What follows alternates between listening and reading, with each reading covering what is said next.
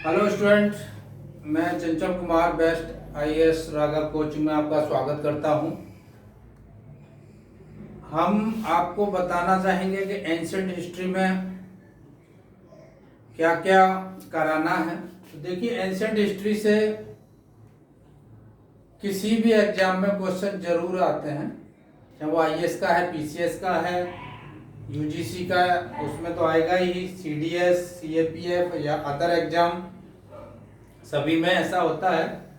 और इसमें हमने क्या किया है कि वीडियो लेक्चर तैयार किए हैं, लगभग 40 के करीब हैं, और 700 से ज़्यादा 700 प्लस ऑब्जेक्टिव क्वेश्चन होंगे, विद मैप होंगे, चैप्टर वाइज होंगे, जिसपे आप प्रैक्टिस कर सको। तो देखिए, एंशिएंट हिस्ट्री के बारे में बता देता हूँ जिनको पता नहीं है। पहला चैप्टर होता है सोर्सेज ऑफ एंशिएंट हिस्ट्री। इसमें सारे सोर्सेज जो एंशिएंट हिस्ट्री के होते हैं, एक तो होता है आर्कियोलॉजिकल सोर्स, और दूसरा होता है लिटरेरी सोर्स, और तीसरा माना जाता है फॉरेन अकाउंट्स।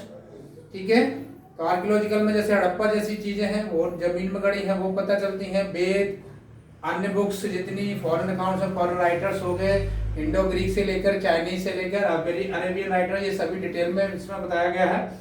दूसरा चैप्टर होता है प्री हिस्टोरिक पीरियड। तो इसमें पैलियोलिथिक एज से लेकर के नियोलिथिक एज तक सभी को बांटा गया है, और उसके मैप भी आपको समझने के लिए लगाए गए हैं। तीसरा चैप्टर है हड़प्पा सिविलाइजेशन।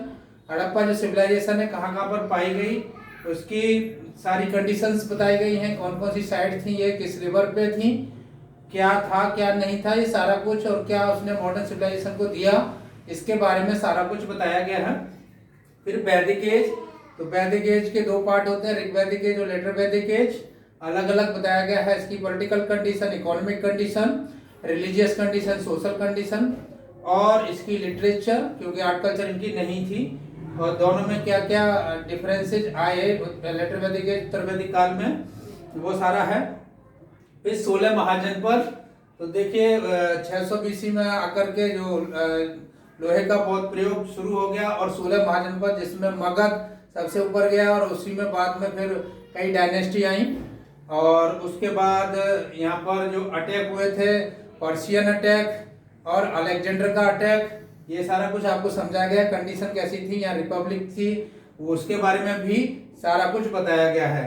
फिर आता है रिलीजियस मूवमेंट। तो रिलीजियस मूवमेंट आप जानते ही हो कि बौद्ध धर्म, जैन धर्म, इसके अलावा जो शैव धर्म और विष्णु शाक्त धर्म, ये सारी चीजें इसमें बताई गई हैं कि रिलीजियस मूवमेंट, और उसमें डिटेल में बताया गया। इससे क्वेश्चन जरूर आते हैं, आईएएस पीसीएस कोई भी एग्जाम हो। उसके बाद आता है as of Maurya.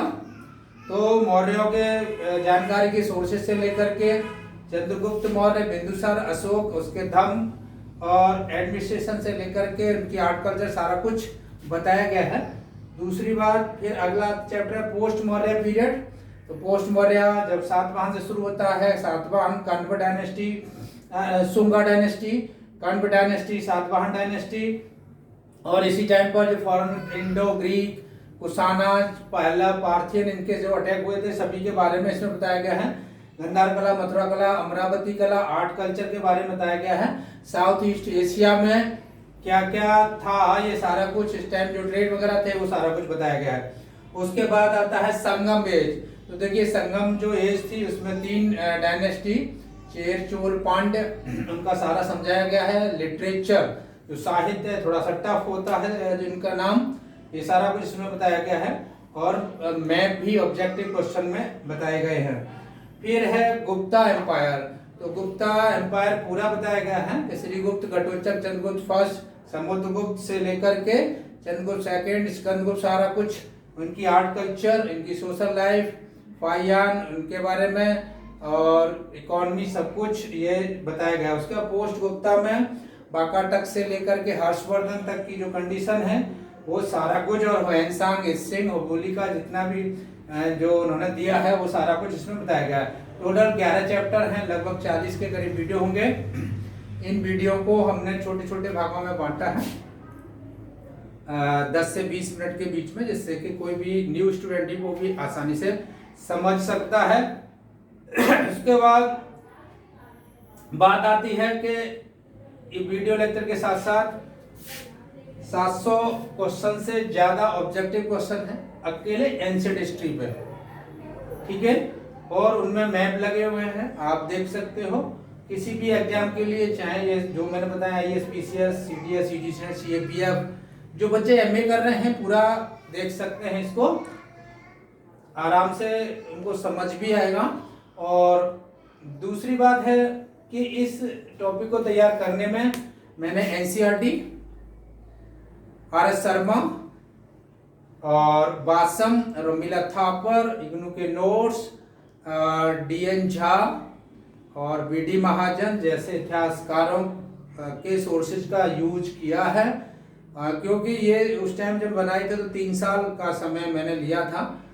Total history को बनाने में 27 राइटर पड़े थे। और मैं आपको बता देना चाहता हूं कि मेरी जो क्वालिफिकेशन है, मैं एमए हिस्ट्री ज्योग्राफी हूं, पॉलिटिकल साइंस, पब्लिक एड और हिंदी लिटरेचर 5 सब्जेक्ट में एमए हूं, बीएड हूं, यूजीसी का जो एग्जाम 3 सब्जेक्ट में, और लगभग 32 साल का तजुर्बा मुझे है।